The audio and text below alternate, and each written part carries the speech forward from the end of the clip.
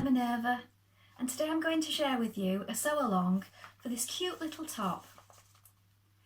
So it's Burda 6313 and we're going to be making the short sleeve version here. So this is version B.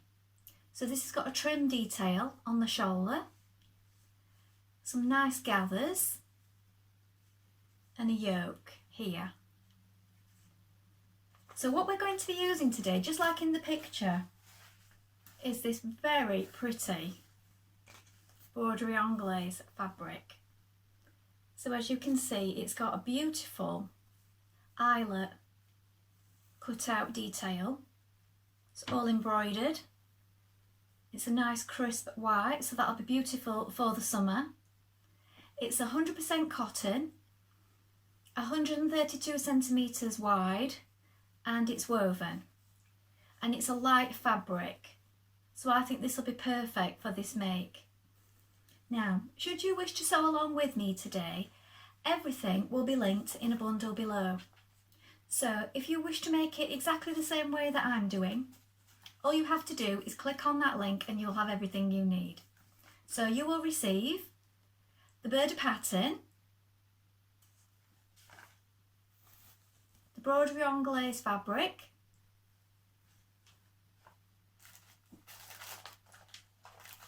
a matching thread,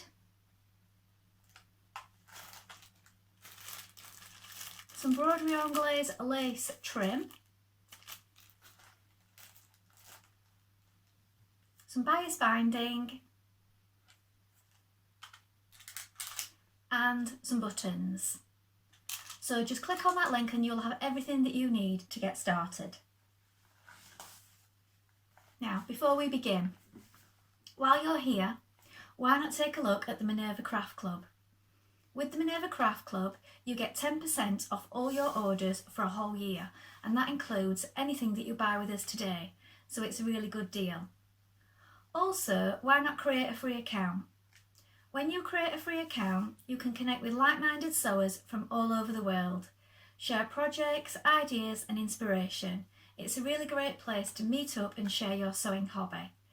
And it's all completely free, so why not do that now? Now, before we begin, you need to make sure that you wash and prepare your fabric as you would normally. And this will make sure that any shrinkage occurs now and not later when you've created your beautiful makes. When you've done that, you want to take your pattern and locate your sizing on the back. So, you want to take a tape measure, measure yourself and check that your measurements correspond with the measurements on here. There is also further sizing information on the pattern sheets inside, so please don't skip this step. Make sure that you check that your pattern is true to size and don't just go on your standard dress size. When you've done that, we're ready to begin cutting our pattern pieces. And remember, we are cutting for version B, so let's go and do that together now. Here we have our pattern pieces. So this is your front piece for A and B. You're going to cut one on your fold. Here is your fold. This is where we're going to gather. Make a note of these small circles and these markings here and here. And this is where you will lengthen or shorten. If you are shorter or taller and you want to make it a little shorter or a little longer, do so here. This is your waist point. And this is the finish point for B. This is your back piece for A and B. Again, you're going to cut one on the fold. Here is your fold. This is where you will gather. Make a note of the small circles and the markings here and here. Again, this is where your lengthen or shorten point will occur. This is your back yoke for versions A and B. You're going to cut two on the fold. This is your centre back. This is your straight grain. Make a note of the small circles and this point here. This is your front yoke for A and B. Again, you're going to cut 2 on the fold. Here is your fold. Make a note of the small circles. Here we have the frill.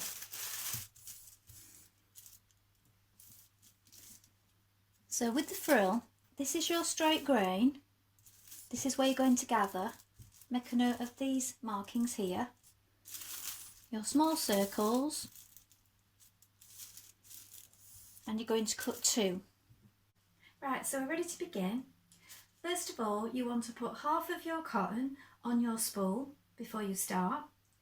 Then you want to change to a standard universal needle. Now I'm using a size 70 today. Then our first job is we're going to be sewing together our yokes. So what we're going to do is, with both pieces, we're going to take a front and a back and we're going to stitch them together at the shoulder seam, and then we're going to be stitching around the neck. So we're going to do that first of all. Now make a note of the centre back and also this point here, because this is where you're going to be snipping down to at the back point. So I've just put a pin in on mine.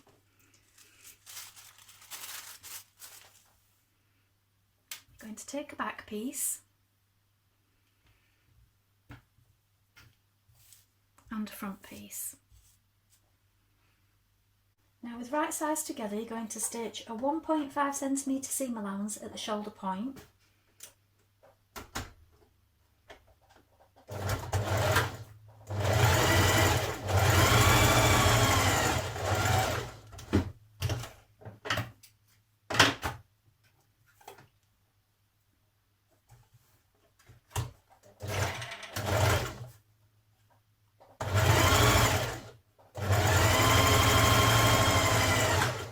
To do that on both of your yoke pieces. So you take your other back and your other front and you're going to do the same again. Now you're going to place each piece on top of the other. So with right sides facing, open up that shoulder seam that you've just created, open that up on both sides and place those together. Now you want to place a pin in there. Do the same on the other side. Make sure you've got it the right way, so the back to the back and the front to the front.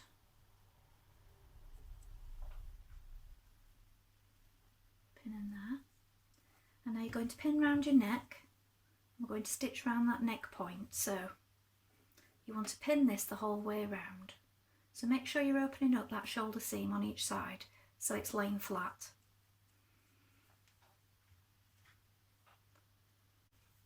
At your centre back, you're going to want to make a mark. So you may want to fold it in half and crease it with an iron, or you may want to mark it with a tailor's pencil or chalk at this point, coloured chalk and white obviously, and mark it down to this point, because when we stitch round the neck, you're going to stitch down either side of this line before snipping it. So we have it all pinned, and now we're ready to stitch round that neckline. So a 1.5 centimetre seam again throughout, so stitching around the neck. So keeping it all flat and making sure your seams are lying flat as you reach them.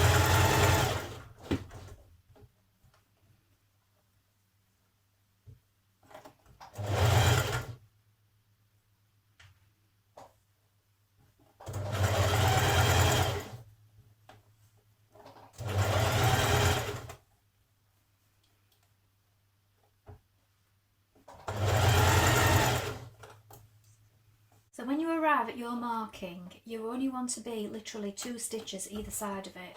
So turn at this point to sew down your marking. Make sure everything is lying flat.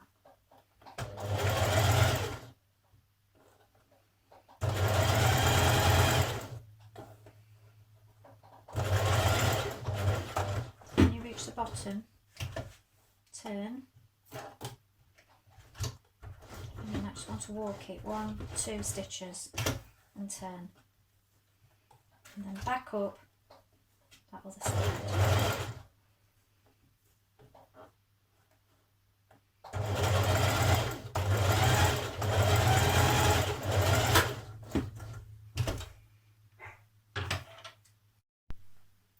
Now you're going to snip down in here. Now be careful because it's quite hard to see your stitches because of the embroidery. And then you're going to trim away some of the excess around the neck and notch into that neckline before you turn it through. Now you're going to take your front bottom piece, and along this top edge you're going to stitch 2 lines of gathering stitches. So you want your longest stitch on, don't back tack, and you're going to do 2 lines just a few millimetres apart, side by side.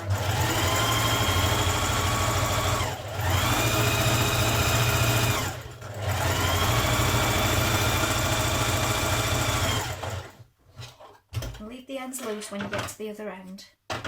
Then stitch another one next to that.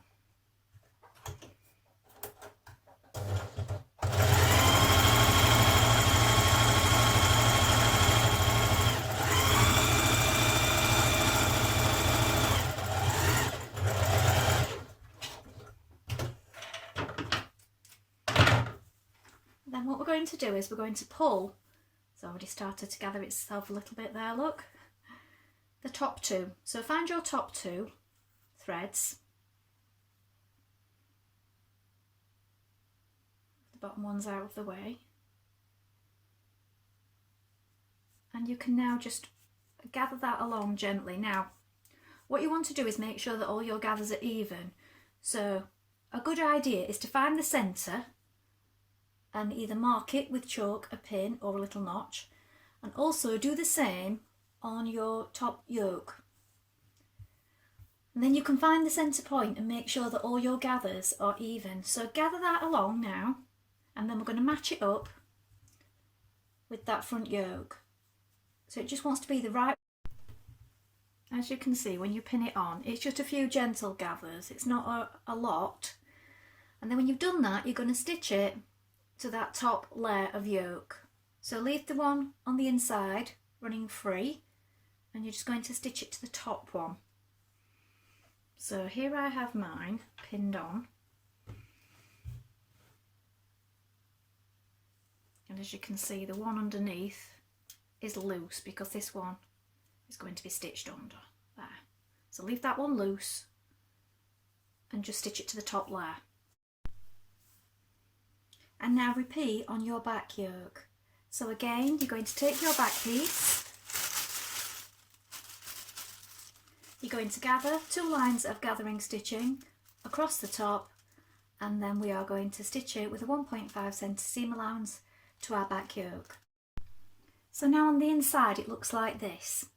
So you can either stitch it on by hand at this point, or you can machine stitch it. Now I'm going to hand stitch it because I think it's nice that you don't have any additional stitching showing on the other side. So if you just fold that under your seam allowance and pin it, you can just hand stitch that down. Like I said, if you prefer, you can do it by machine, but I quite like a bit of hand stitching. I know a lot of people do, so if you enjoy doing this, you can finish yours off in this way. So do that the same for the back and the front now. Now at this point on the back, you can either work a buttonhole stitch here with some threads, or, and I'm going to link this in, you can use a small piece of elastic. So I'm using this 3mm elastic, and I'll link some of this in the bundle. You only need a small amount. And you can either open this and stitch it to the inside, or you can just stitch it on the back. So you'll need to measure it with your button. And here we can have a nice snug fit because it's elastic. So check it, and then just pin it in place. And you can either machine or hand stitch that on now.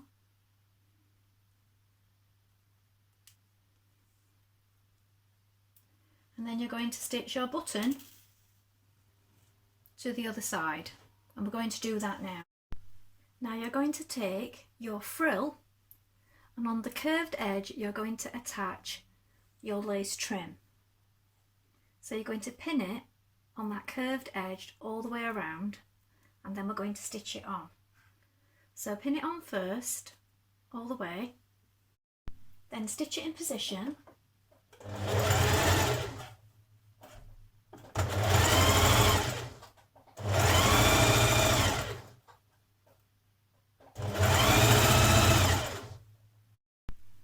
Then you can neaten that edge by zigzagging it or overlocking it, trim off the excess, and then you're going to turn that seam towards the frill and we're going to top stitch it down.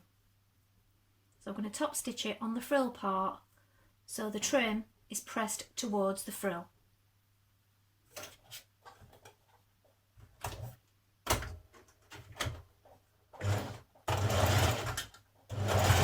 Just right on the edge there. So it now looks like this. Now you're going to do 2 lines of gathering stitching on the other side of your frill again.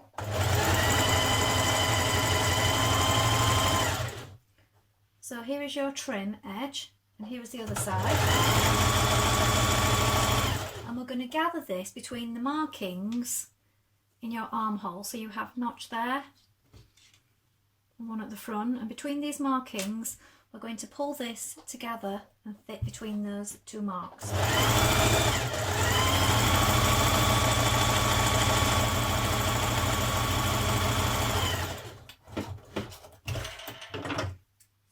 So do 2 lines of stitching again like you did on the bottom and front of your top. Now again, if you find that centre point of your frill and match it with your shoulder seam, you can ensure that you get your gathers even. So before you start pulling, find that centre point and then pull up those gathers to these points where your markings are.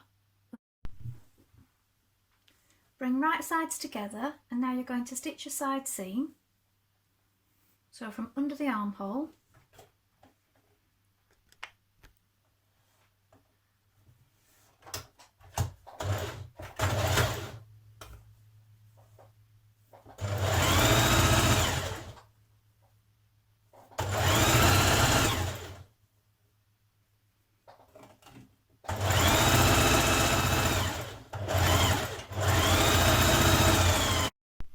now you're going to pin, or you can stitch it straight on if you wish, your bias tape over the top of where your frill meets your armhole. So start at the underarm and let a little bit overlap.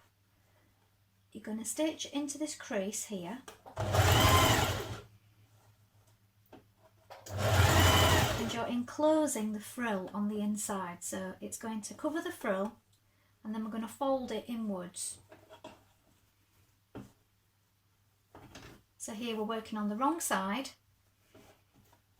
Here are your gathers on the inside of your frill and here is your tape on the top.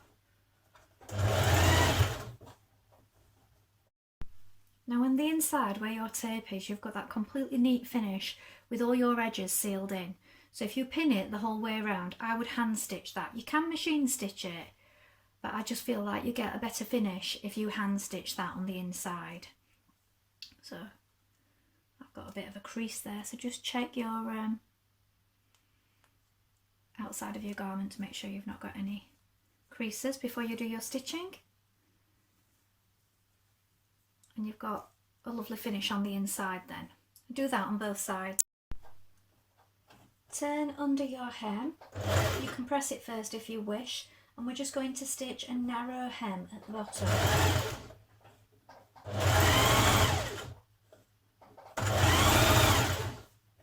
So I'm just turning it under double, but quite narrow. So here is the finished top.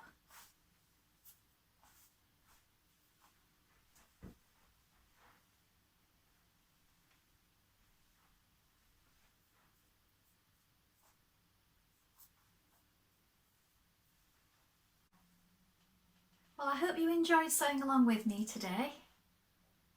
Have you made this pattern before? Please let us know in the comments below, along with any photographs. We always love to see what you've been making. Also, if you have any questions, please pop those in the comments and we'll do our best to help you in any way we can. Remember to like and follow Minerva to get more video content like this every week. Well, that's all for today, and I hope to be back with you with another sew along really soon. Thank you for watching. Bye for now.